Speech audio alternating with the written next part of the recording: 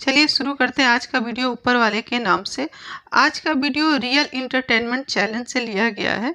इस वीडियो में पत्रकार ने पूछा है एक मौलाना जी से कि भारत की इकोनॉमी जो है वो 5वें स्थान पे पहुंच गई है और हमारे देश की इकोनॉमी इतनी नीचे आ गई है, तो इसका क्या कारण है। तो चलिए सुनते हैं मौलाना जी क्या कहते हैं और फिर वीडियो के बीच में या आखिरी में भी हम अपनी राय कुछ देंगे। कोई आपको लगता है पॉलिसीज़ बेहतर हैं या क्या वजूहात हैं जिनकी वजह से उनकी इकॉनमी अभी कुछ ही साल पहले की बात की जाए, 5-10 साल पहले की बात की जाए, वो टॉप 10 में भी नहीं थी आती दुनिया में। आज की अभी खबर है टॉप 5 में आ रही है। आपने इंडिया की बात की है तो पाकिस्तान के मामले में उनकी पॉलिसीज़ बेहतर हैं। वो एक बड़ी जो है वो मंडी है और पूरी दुनिया की नज़रें इस वक्त इंडिया पर हैं। करप्शन का लेवल उनका बहुत कम है। ठीक है, आप अच्छी बात कर रहे हैं और इधर मैं इसलिए उनकी बात को कट किया कि पाकिस्तानी है, पाकिस्तान से बहुत इन्हें प्यार है, लेकिन एजुकेटेड हैं इसलिए वो बात को तस्लीम करते हैं, बजाय सिर्फ इस हसद में या इस गुस्से में या इस नफ़रत में रहकर कोई जो हकीकत है उसे ना तस्लीम करें और ये कहें कि जी इंडिया बिल्कुल ये है वो है या ये यहूदी साजिश है। इस तरीके से नहीं, उन्होंने जो बात है रियलिटी है उसको एक्सेप्ट किया। जी मैं ये कहूँगा कि आलमी इस्तेमार अब जंग को मैदान जंग की बजाय वो मुआशी मैदान में लेके आ गया है। अब ये जंगें आलमी गलबे की मुआशी मैदान में लड़ी जा रही हैं। तो अब जो इस्तेमार है, IMF है, वर्ल्ड बैंक है, मुख्तलिफ एशियाई तरक्याती बैंक है, वो गरीब ममालों को कर्ज़े देते हैं और सूद दर सूद उनके गले में एक फंदा डाल लेते हैं। अब हमारे जो मुंह में लुकमा जाता है इसकी कीमत भी IMF मुतय्यन करता है।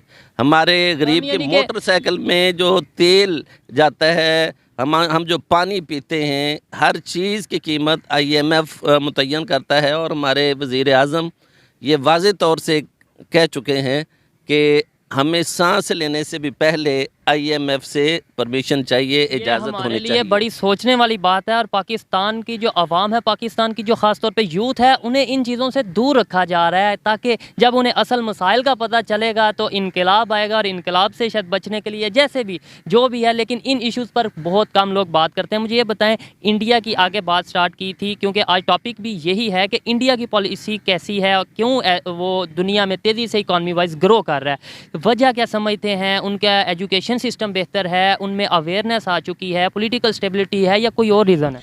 सारे मामलात अपनी जगह पर हैं, लेकिन पाकिस्तान एक एटमी ताकत है और पूरे आलमी इस्तेमार की नज़रें पाकिस्तान पे लगी हुई हैं। वो समझते हैं कि अगर पाकिस्तान में इस्तेहकाम आ गया, मुआशी इस्तेहकाम आ गया और यहाँ रोज़गार के मौके आ गए और CPEC यहाँ पे कामयाब हो गया और हुकूमतों में इस्तेहकाम आ गया तो फिर पाकिस्तान ऊपर जाएगा। तो आलमी इस्तेमार ऐसे हालात पैदा करता है कि यहाँ ना तो सियासी इस्तेहकाम आता है, ना मुआशी इस्तेहकाम आता है और हर साल 2 साल के बाद यहाँ पर इन्होंने भारतीयों की तारीफ की, तो ये अच्छे से जानते हैं कि भारतीय कौन है, उसके लिए उनका धन्यवाद।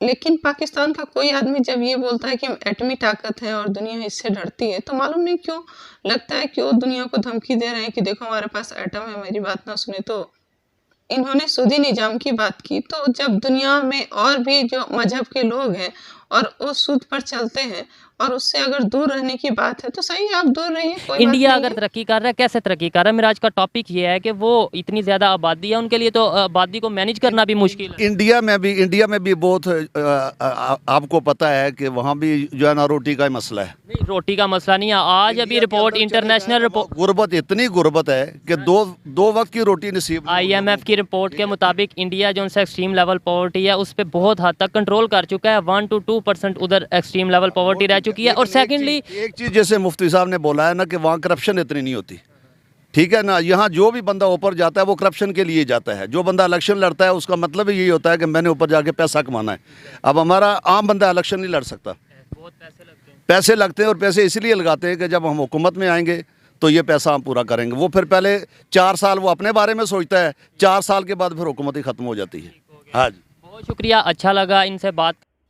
पाकिस्तान के लोग जो है हमेशा एक कमरे में बंद होकर के देखना चाहते हैं, यानी कि अपने मजहब के नज़र से दुनिया को देखना चाहते हैं। इसलिए वो सूदी निजाम पर बात नहीं करना चाहते, उससे के साथ काम नहीं करना चाहते और दुनिया को वो बस 2 ही रंग में देखना चाहते हैं और इसीलिए शायद दुनिया से उनका टकराव होते रहता है, ये देखने को मिलता है। भारत अंबेडकर जी के संकलित संविधान से चलता है और वो दुनिया के नियम कानून के अनुसार बना हुआ है, तो यहाँ पे भारत तो खैर उसी हिसाब से चलेगा जैसे दुनिया चल। जहाँ तक रही बात इस्लामिक लोगों की, तो उनका हलाल इकोनॉमी लगभग 7 से 8 ट्रिलियन का है। वो बहुत बड़ी इकोनॉमी है। वो चाहे तो दुनिया को फ्री में खाना खिला सकते हैं गरीब लोगों को। तो उनकी इकोनॉमी, उनकी व्यवस्था, उसी में इस्लामिक देशों को चलना चाहिए। नहीं तो वो गैर मुस्लिम देशों के साथ ऐसे ही परेशान होते रहेंगे सूद के लिए। ये सही नहीं है इस्लामिक लोगों के लिए। तो इस वीडियो में इतना ही। जय हिंद।